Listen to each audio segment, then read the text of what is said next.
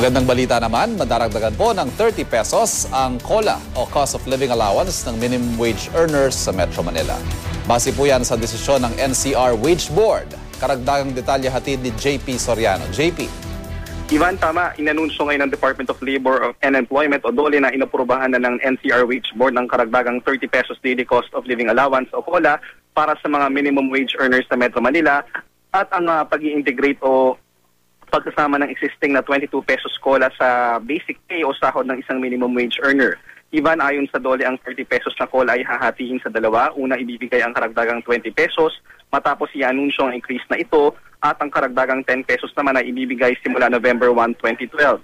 Ibig sabihin, Ivan, para sa mga manggagawa, madaragdagan ng 22 pesos ang kanilang minimum basic pay kaya kapag nag-overtime sila ay kasama na ito sa computation at dagdag pa rito ang inaasahan na COLA. Ayon sa DOLE, Ivan, iba-iba ang halaga ng increase depende sa sektor.